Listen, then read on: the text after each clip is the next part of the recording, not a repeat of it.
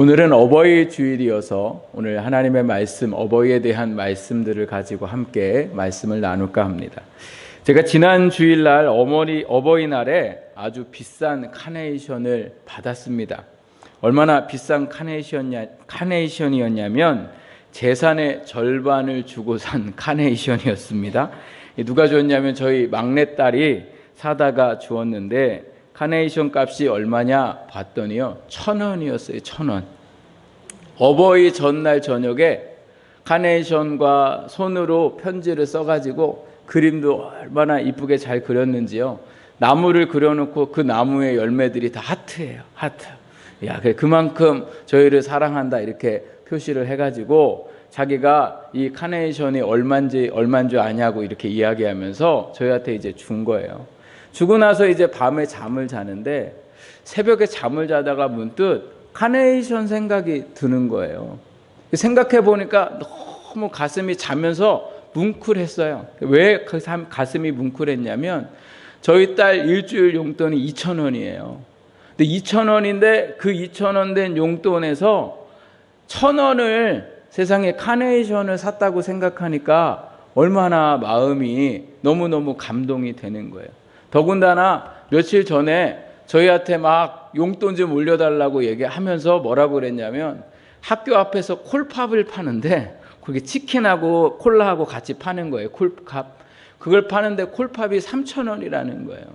자기가 이걸 사 먹으려면 2주 동안 돈을 아껴야 되기 때문에 자기한테 좀 돈을 좀 올려달라 이렇게 이야기했던 아이가 세상에 한 주 동안 돈을 모아야 되는데 돈도 안 모으고 그것으로 카네이션을 사가지고 와가지고 저희한테 주었다는 생각을 하니까 참 얼마나 마음이 감동이 되는지요. 그런데 참 이상한 마음이 들죠. 빨리 내일 당장이라도 콜팝을 학교 가서 사주고 싶은 거예요. 그래서 내가 이번 주에 꼭 콜팝을 사줘야지 이렇게 생각을 하고 엊그저께 학교에 만나서 콜팝을 사주려고 그랬더니 장사가 안 나왔어요. 그래가지고 콜팝보다 더 비싼 데 데리고 가서 이제 같이 이렇게 먹고서 고맙다고 이렇게 이야기를 했습니다. 부모님을 기쁘게 한다는 거 참 우리는 많은 것을 생각합니다. 많은 것으로 부모님을 기쁘게 해야지. 그러나 부모님을 기쁘게 하는 것은 작은 거지만 그 자녀의 마음이 부모님에게 와 있을 때에 이미 부모님은 그것으로 인해서 기뻐하시게 되고 말 한마디를 통해서 부모님이 기뻐하신다 이렇게 말씀하세요. 저희가 목요일마다 우리 권사님 집사님과 함께 구역 예배를 이렇게 드릴 때 하시는 말씀이 그거예요. 뭔가를 많이 해주는 게 아니라 말 한마디가 너무너무 마음에 감동이 되고 또 기쁨이 된다 이런 말씀들을 하시는 것을 보면서 오늘 우리가 부모님에게 또 정말 잘하는 부모님을 기쁘게 하는 자녀들로 살아가야 할 줄 믿습니다. 제가 설교를 준비하면서 제일 힘든 주일이 어느 주일이냐면 이 어버이 주일이에요. 왜 힘드냐면요. 저도 저희 부모님에게 잘 하지 못하는 불효자식이기 때문에 그래요. 그럼에도 불구하고 제가 이렇게 설교를 준비해서 또 함께 성도님들과 말씀을 나누는 이유는 이 말씀이 저에게 주시는 하나님의 말씀이기 때문에 그래요. 말씀을 준비하고 말씀을 통해서 하나님께서 오늘 저를 통해 부모님에게 더 믿음으로 또 부모님에게 더 마음을 다해서 섬기는 삶을 살기를 원하신다는 그 마음 때문에 저를 위한 설교이기도 하고 또 오늘 여러분들이 하나님 앞에 들어야 할 말씀이기 때문에 오늘 우리가 주신 이 말씀을 가지고 함께 은혜를 나누기를 원합니다.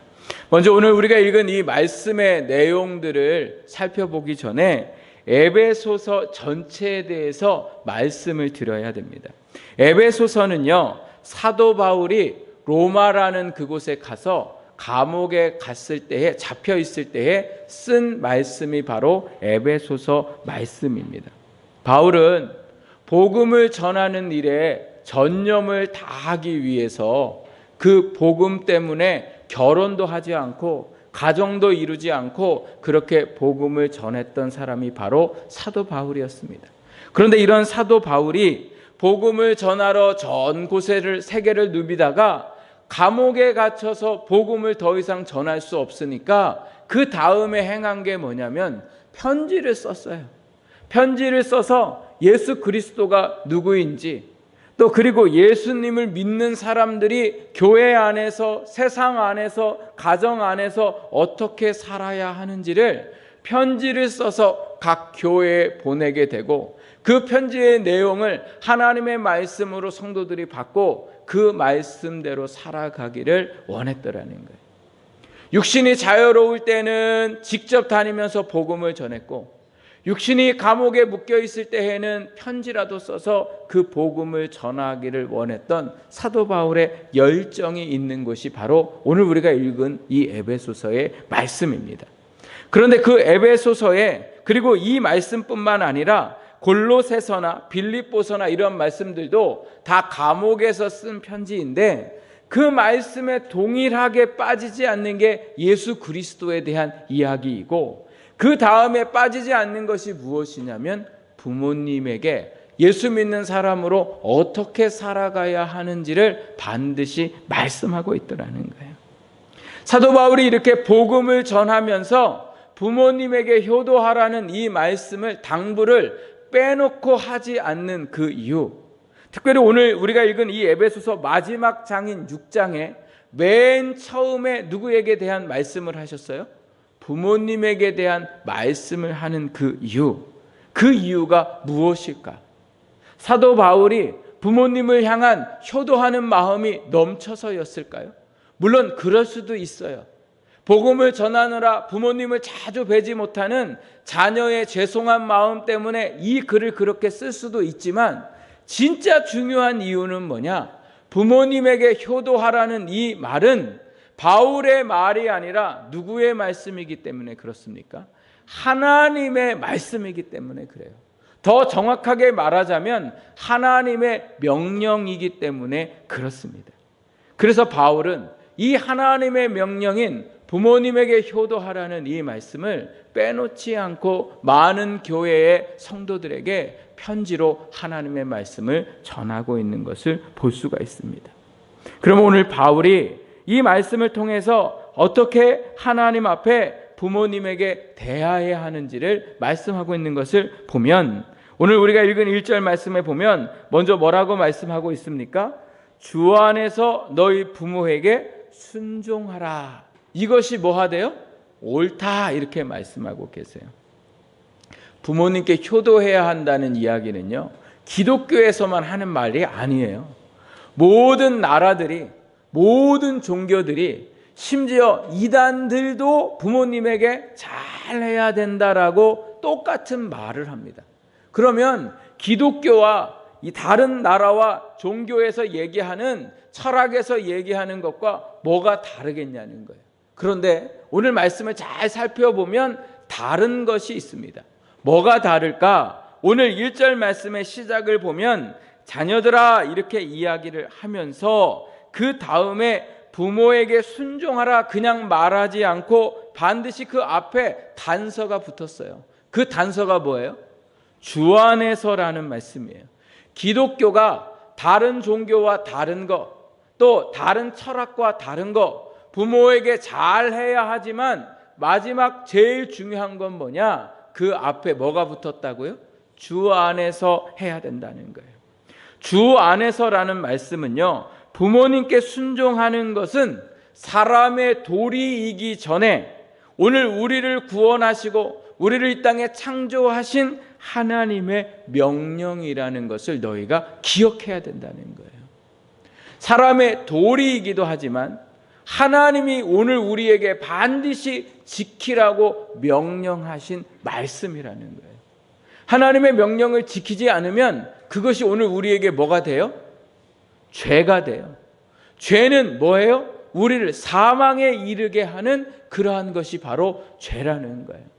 오늘 우리가 부모님에게 잘하고 못하고 하고 싶으면 하고 말고 싶으면 많은 삶이 아니라 반드시 그리스도 안에 있는 사람들은 다 뭐예요?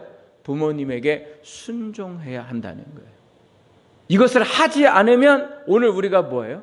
멸망의 길을 갈 수밖에 없는 그런 우리의 인생이 된다는 거예요. 부모님에게 잘하고 잘하지 못하는 게 이 얼마나 우리에게 심각한 일인지 모르더라는 거예요. 하나님을 온전히 예배하고 하나님 앞에 믿음으로 살고, 이게 다 하나님이 명령하신 거예요. 순종하라는 거 다 명령하신 거예요. 이 말씀들을 잘 지켜야 오늘 구원의 은혜가 우리의 삶에 있는데, 문제는 이 명령하시고 순종하신 순종하라고 하신 말씀에 뭐가 들어갔다고요? 부모에게 뭐예요? 순종하라, 이렇게 말씀하셨더라는 거예요. 어디에 나옵니까? 부모에게 순종하라. 십계명에 나오잖아요. 이스라엘 백성들이 하나님을 만나고 하나님께서 이스라엘 백성들과 언약을 맺으시면서 모세를 산으로 오르라 하시고 그 산에서 주신 십계명 중에 5번째 계명이 뭐예요? 내 부모를 공경하라라는 말씀이에요. 그 전에도 하나님과 관계를 맺기 전에도 이스라엘 백성들도 사람이니까 부모에게 잘해야 된다는 거 너무도 잘 알고 있어요. 그럼에도 불구하고 하나님께서 이스라엘 백성들에게 이 계명을 직접 또다시 말씀하신 이유는 뭐냐? 이것은 선택 상황이 아니라 반드시 너희가 하나님의 백성된 너희가 지켜야 할 하나님의 명령이고, 이 말씀을 지키지 않으면 하나님의 복이 아니라 저주가 임하는 삶을 살게 될 것임을 하나님이 경고하시는 말씀입니다. 부모님을 주신 분이 누구십니까? 하나님이세요. 우리 아까 집사님이 기도하셨던 것처럼 수많은 사람 중에 우리가 부모님의 자녀가 된 것은 우연의 일이 아니라 뭐예요? 하나님께서 우리를 부모님과 연을 맺어주신 은혜인 줄 믿습니다. 그래서 부모님의 그 삶 속에 오늘 우리가 들어오게 하신 분이 하나님이셨고, 그 자녀된 우리에게 하나님이 명령하신 게 뭐예요? 순종하라라는 말씀이세요. 순종의 뜻이 뭐예요? 따라해 보세요. 복종하다, 따르다. 예, 부모님의 말씀에 뭐 하라고요? 복종하는 게 순종이라는 거예요. 또 부모님이 이렇게 하자 이렇게 이야기하면 따라야 하는 것이 바로 뭐예요? 순종이라는 거예요. 이게 지금 누구가 명령하신 거예요? 하나님이 명령하셨더라는 거예요. 해도 되고 안 해도 되는 게 아니라 반드시 복종하고 따라야 할 말씀이 누구에게 있어요? 부모님에게 있다는 거예요. 그 주 안에서라는 또 다른 말은요, 어떤 의미가 담겨 있냐면 부모님이 믿음으로, 즉 하나님의 말씀으로 권면하는 그 모든 것에 복종하고 따라라, 그러한 의미가 담겨 있더라는 거예요. 그래서 주 안에서라는 말씀이에요. 여러분, 부모님께서 우리에게 믿음의 삶을 살도록 말씀하실 때에 우리가 반드시 뭐예요? 복종하고 순종해야 되는 거예요. 부모님이 유언으로 그렇게 남기셨으면 그 말씀이 부모님에게 하나님께서 부모님을 통해서 내게 주시는 말씀으로 우리가 따르고 순종해야 하고, 지금 살아계신 부모님께서 믿음으로 살도록 나에게 그렇게 말씀하고 계신다면 그것을 오늘 우리가 하나님 안에 순종하고 따르는 오늘 우리의 믿음이 되어야 된다는 거죠. 그러나 반대로 주 안에서 아닌 부모님께서 혹시 신앙생활에 잘못된, 믿지 않는 부모님이셔서 신앙생활에 맞지 않는 말씀들을 할 때는 그럼 어떻게 해야 할까? 하나님 말씀에 보면 하나님이 그것은 따르지 말도록 하셨어요. 그 이유는 불효자로 살라고 하신 말씀이 아니라 우리가 믿음을 지켜 나아갈 때에 부모님이, 믿지 않는 부모님들이 뭐예요? 구원받을 수 있는 길이기 때문에 그렇다라는 거예요. 부모님은 돌아가시면 모든 인생들이 다 끝나는 거예요. 그래서 예수 안 믿는 분들이 제사 안 지낸다고 우리에게 불효자식이다 뭐 이런저런 얘기를 하지만, 오늘 우리가 부모님의 말씀을 듣고 효를 다해야 하는 건 돌아가시고 난 후에 하는 게 아니라 언제요? 살아계실 때 하는 거예요. 그리고 정말 부모님에게 효를 다한다는 건 제사를 지내는 거, 안 지내는 거 이게 중요한 게 아니라 부모님이 나에게 살아계실 때에 말씀하셨던 것들을 그 삶을 살아나가고 있는 것이 그것이 바로 뭐예요? 효예요, 효. 오늘 우리가 하나님 안에서 믿음의 그 삶을 온전히 살아가는 그것이 바로 뭐예요? 부모님에게 순종하는 삶인 줄 믿습니다. 하나님은 이것을 오늘 1장 끝에 뭐라고 말씀하고 계세요? 옳다 이렇게 말씀하세요. 세상에 해야 할 것과 하지 말아야 할 것이 오늘 우리에게 있지만 오늘 우리에게 옳은 것을 해야 하는 것이 하나님의 뜻이고 그 옳은 것 중에 하나가 바로 뭐예요? 부모님에게 순종하는 거예요. 그래서 부모님이 무슨 말씀을 하시면 오늘 우리가 뭐예요? 더 순종하려고 하는 오늘 우리의 삶이 되어야 줄 믿습니다. 때로는 부모님의 말씀이 내가 듣기에 좀 부담스러울 때도 있고 또 부모님의 그 말이 시대와 좀 안 맞을 수도 있지만 그럼에도 불구하고 부모님의 말씀에 수긍하고 또 그렇게 하려고 하는 그 마음의 자세를 통해 하나님이 영광 받으시고 부모님 안에 기쁨이 되는 그러한 일들이 일어나게 될 줄 믿습니다. 여러분 반대로 한번 생각해 보세요. 여러분도 자녀를 낳아서 기르면서 실수합니까? 안 합니까? 실수해요. 또 내 말이 억지일 때도 있잖아요. 그런데도 억지임을 알면서도 불구하고 자녀가 대꾸하지 않고 알았어요 이렇게 이야기하면 마음이 어때요? 편안하잖아요. 그리고 마음이 또 무슨 마음도 들어요? 미안한 마음도 들잖아요. 이게 똑같이 우리의 부모가 느끼는 거예요. 오늘 우리의 자녀들에게만 말 잘 들으라고 복종하라고 말하는 게 아니라 오늘도 우리 안에 계신 부모님의 말씀에 순종할 수 있는 우리 모두가 될 수 있기를 주님의 이름으로 축복합니다. 제가 아는 목사님께서 목회를 믿음 생활을 참 늦게 시작했어요. 군대에 다녀와서 하나님의 은혜를 경험하게 되고 그 다음부터 예수를 믿게 됐는데 참 얼마나 열심히 이제 믿음 생활을 했냐면 목사님이 하라는 대로 하셨다고 그래요. 목사님이 하라는 대로 그 동네 시골에 목사님이 하라는 대로. 그래서 예수 믿는 사람은 주일날 빠지면 안 된다 이렇게 해가지고요. 교회를 가려면 산 하나를 넘어야 되는데 겨울에 눈이 얼마나 많이 내렸는지 교회를 가야 되는데 교회를 갈 수가 없다는 거예요. 그래가지고 이 목사님이 어떻게 했냐면 새벽에 일어나서 그 산을 넘기 시작해가지고 교회에 갔더니 목사님하고 사모님만 있고 아무도 안 왔더래요. 왜 그러냐면 눈이 너무 많이 와가지고 못 온 거예요. 근데 그 목사님이 문을 열고 교회를 가니까 그 교회 목사님이 너는 올 줄 알았다 이렇게 말씀하셨더래요. 너는 올 줄 알았다.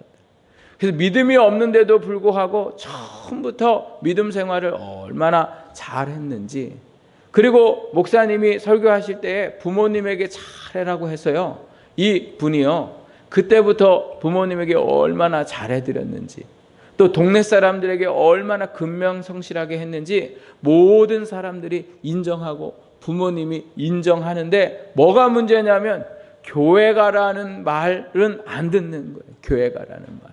그래가지고 이 아버지가 너 이놈의 새끼 다 좋은데 교회 가는 것만 빼면 다 좋다고 막 이렇게 얘기를 했는데도 불구하고 교회 가는 거는 빠지지 않고 교회를 갔는데, 이제 이렇게 지금 5월 6월 모내기 할 때가 됐나 봐요. 그러니까 아버지가 하여튼 그 주일날 또 모내기를 한다고 하면서 신신당부를 하셨대요. 제발 이날만은 가지 마라. 이날만 안 가고 다른 날은 다 가도 되니까 그날 모내기 해야 되니까 가지 마라. 그래서 목사님이요 대꾸도 안 하고 새벽부터 일어나가지고 자기 해야 할 일 다 해놓고 그 다음에 11시에 맞춰서 교회를 가니까 아버지가요 그 모습을 보면서 너무 뭐라고 그럴까, 이게 마음이 서운하기도 하고 막 이래가지고 그 논밭에 앉아서 갖고 막 우시더래요. 너무 화가 나가지고 그렇게 그렇게 좋은 말로 얘기했는데도 불구하고 아들이 세상에 다른 말은 잘 듣는데 그것도 매번 가는 거 2번만 가지 말라고 했는데도 불구하고 그렇게 가니까 아버지가 너무 화가 난 거예요. 네, 여러분, 그렇게 시간이 지나고 나서 결국은 이 목사님 통해서 아버지가 구원받고 어머니가 구원받고 예수 믿고 하나님의 나라에 가는 역사가 일어나게 되었습니다. 오늘 우리가 믿음으로 살아가는 일에 있어서 부모님의 말씀에 순종하고 살아가야 되고 또 부모님이 무엇을 기뻐하실까를 먼저 생각하면서 그것을 따르고 그것에 순종할 때에 하나님께서 그 삶에 구원의 역사를 일으키시는 일들이 일어나게 될 줄 믿습니다. 그래서 우리가 부모님의 말씀에 잘 순종해야 되고, 두 번째, 오늘 여기에 말씀에 보니까요 뭐라고 말씀하고 계시냐면 2절에 보니까 내 아버지와 어머니를 공경하라 이렇게 말씀하고 있어요. 여기에 공경하다라는 말의 뜻은요 존경하다라는 말의 뜻이 있고 그 다음에 영광되게 하다라는 뜻이 있어요. 근데 이 공경하다라는 말의 뜻은요 하나님을 경외하다라는 말씀들을 보게 되잖아요. 근데 이 말씀하고 같은 뜻을 사용하고 있어요. 경외하고 공경한다는 거는 딱 성경에서 두 분에게만 할 수 있는 거예요. 한 분은 누구세요? 하나님. 한 분은 또 누구세요? 부모님. 부모님과 하나님과 같이 그렇게 뭐예요? 공경해야 된다는 거예요. 그만큼 이 뜻이 뭐예요? 하나님을 섬기듯 너희가 누구를 섬기라는 거예요? 부모님을 섬겨야 된다. 이렇게 말씀하고 계세요. 이렇게 하나님을 대하는 이유가 뭐예요? 부모님을 대하는 이유가 하나님을 대하듯 해야 하는 이유가 뭐예요? 하나님은 오늘 우리가 영광을 돌려야 하는 가장 근본적인 이유는 뭐냐? 우리를 뭐예요? 창조하셨고 죄인된 우리를 구원하셔서 생명을 주셨기 때문에 우리가 하나님을 공경하고 경외하는 거예요. 그런데 왜 부모님도 하나님처럼 그렇게 공경하라 이렇게 말하냐? 오늘 우리의 생명을 하나님이 주셨지만 누구를 통해 주셨기 때문에 그래요? 부모님을 통해 주셨기 때문에 그래요. 그래서 우리의 생명의 시작이 어디로 시작돼요? 부모님을 통해서 오늘 우리의 생명이 이 땅에 뭐예요? 시작되기 때문에 생명을 우리에게 주신 분이 하나님이시고 그 생명을 태어나게 하시는 분이 바로 부모님이시기 때문에 오늘도 우리가 뭐예요? 공경해야 한다. 그런데 오늘 여기 말씀해 보니까 뒤에 무슨 말씀을 하고 계세요? 이것은 약속이 있는 뭐예요? 첫 계명이다 이렇게 말씀하세요.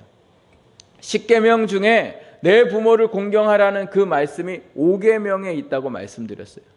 왜 그런데 이 말씀이 첫 계명이라 이렇게 말씀하고 있나? 5번째 계명인데 그 이유는 뭐냐? 첫 번째 계명부터 4번째 계명까지는 다 하나님과 인간에 대한 삶이에요. 하나님 앞에 하나님의 백성된 우리가 어떻게 해야 하는지를 1계명부터 4계명까지 말씀하고 있어요. 그리고 5계명부터 10계명까지는 누구의 관계예요? 사람과 사람의 관계에 있어서 제일 먼저 관계를 맺는 게 부모의 관계고 부모님에게 어떻게 해야 하는지를 말씀하는 약속의 첫 계명이 바로 부모님에게 잘하라는 그러한 말씀이에요. 또 약속의 첫 계명이라는 그 의미가 무엇이냐면 하나님께서 하나님과 잘하라라는 것은 의무로 이렇게 주어지지만 5계명부터는요 조건이 주어져요. 조건. 부모에게 잘하면 너가 어떻게 될 것이고 또 이웃에게 잘하면 내가 어떻게 될 것이라는 그러한 계명의 약속이 있어요. 계명의 조건이 있다라는 거예요. 그래서 5계명이지만 첫 계명 하나님의 약속이 있는 계명. 그 약속이 무엇이에요? 오늘 우리가 읽은 3절에 보니까 뭐라고 말씀하고 있어요? 우리 같이 한번 읽어볼까요? 이로써 내가 잘되고 땅에서 장수하리라. 아멘. 10계명 말씀해 보면요, 너 왜 나를 위해 다른 신을 만들지 말고 막 이런 말씀을 하세요. 근데 거기에는 아무런 조건이 붙어 있지 않는데 부모님을 공경하라 이렇게 이야기하시고는 거기에 뭐예요? 잘되고 장수한다라는 말씀을 하고 있어요. 그래서 오늘 우리가 뭐예요? 부모님을 공경해야 돼요. 여러분, 부모님을 존경하고 계세요? 연세 드시니까 시대와 안 맞는 말을 한다고 때로는 가만히 계시라고 말씀을 드릴 때는 없으십니까? 또 말씀을 하시는데 너무 길게 말씀하셔서 중간에 이제 말 못하게 끊으신 적은 없으세요? 여러분, 오늘 우리가 공경한다면 어떻게 해요? 말씀을 들어야 돼요. 부모님한테 가만히 계시라고 하면 안 되고 막 운동하시게 막 말씀하시게 잘 듣는 오늘 우리 자녀의 삶이 되어야 할 줄 믿습니다. 존경할 만해서 존경하는 게 아니라 부모님이시기 때문에 뭐예요? 존경해야 되는 거예요. 이게 오늘 하나님 안에 살아가는 우리의 삶이 되어야 되더라는 거예요. 아유, 엄마 답답한 소리 좀 그만하세요. 이런 얘기 하면 된다고요? 안 된다고요? 안 된다고요. 네. 모르시면 가만히 계세요. 이러면 된다고요? 안 된다고요? 안 돼요. 말씀하시면 정말 존경하는 마음으로, 아, 엄마가 많이 연세가 드셨구나. 아버지가 많이 연세가 드셨구나.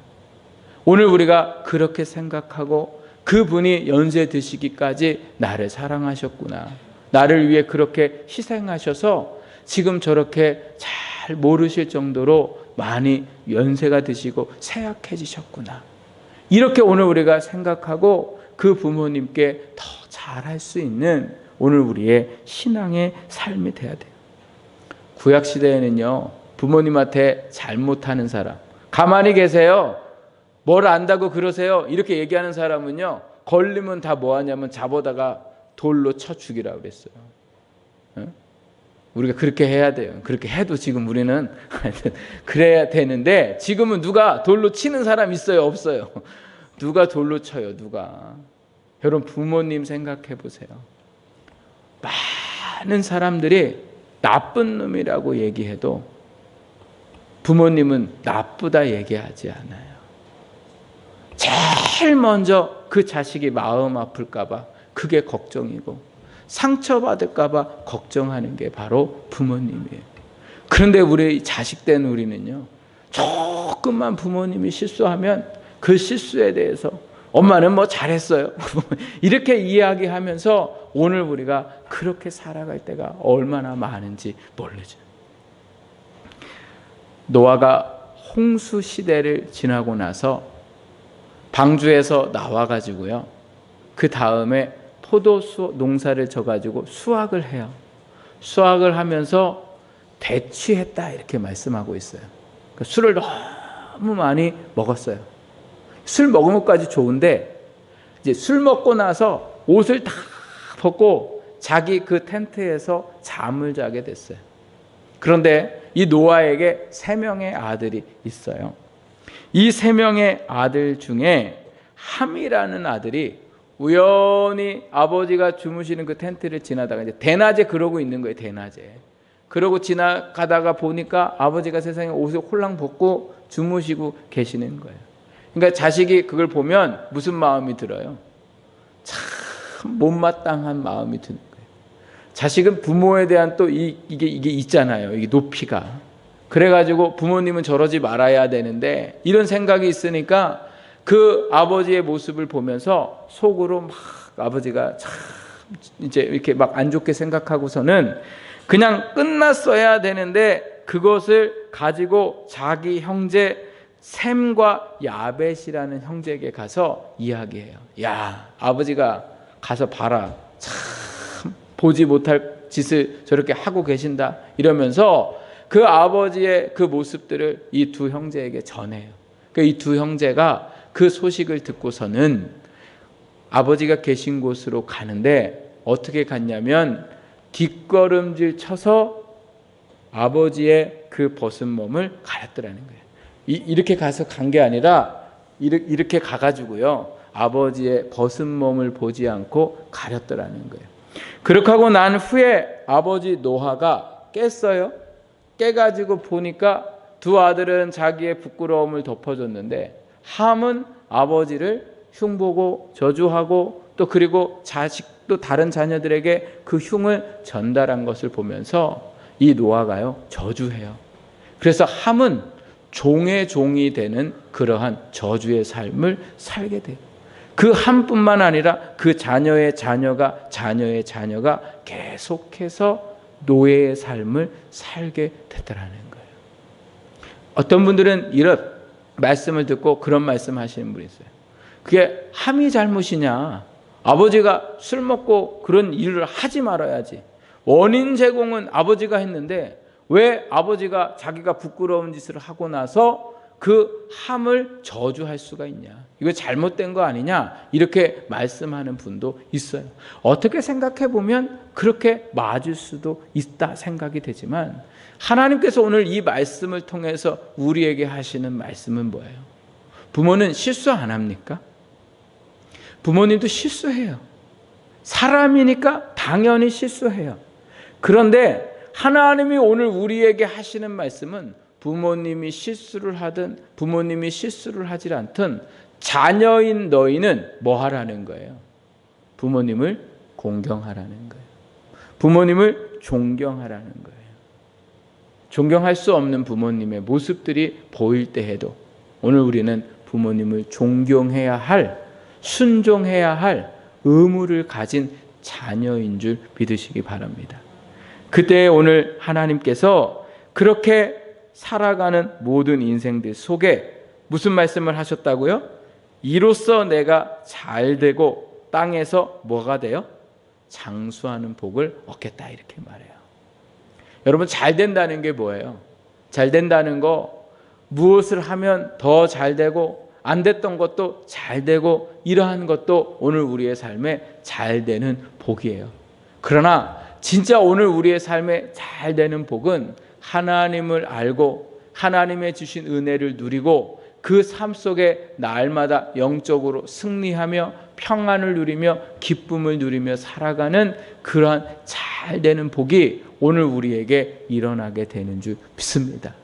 복은 내가 찾아다니는 게 아니라 하나님이 내게 주셔야 돼요. 그 복은 하나님이 주시는 것이고 우리가 해야 할 일은 뭐예요? 오늘 말씀에 순종하며 살아갈 때에 하나님께서 우리의 삶에 역사하실 줄 믿습니다. 오늘 이 자리에는 아직도 부모님이 살아계신 분도 계실 테고 또 이미 부모님이 하나님의 나라에 먼저 가신 분들도 계실 거예요. 부모님이 살아계신다면 더욱더 부모님에게 오늘 말씀을 기억하면서 잘 효도하는 자녀가 되고 부모님이 이미 하나님 곁으로 가셨다면 오늘 우리의 영적 아버지 되시는 그 하나님의 말씀에 순종하며 살고 또 교회의 어른들과 주변의 어른들의 그 삶의 말씀에 순종하는 신앙 되셔서 정말 하나님의 주시는 복을 누리며 살아가는 우리 모든 성도들이 되실 수 있기를 주님의 이름으로 부탁을 드립니다. 다시 한번 부모님의 은혜를 우리가 생각하면서 그 부모님께 더 믿음 가운데에 순종하고 또 복종하는 복된 삶이 되기를 주님의 이름으로 축복합니다. 기도하겠습니다.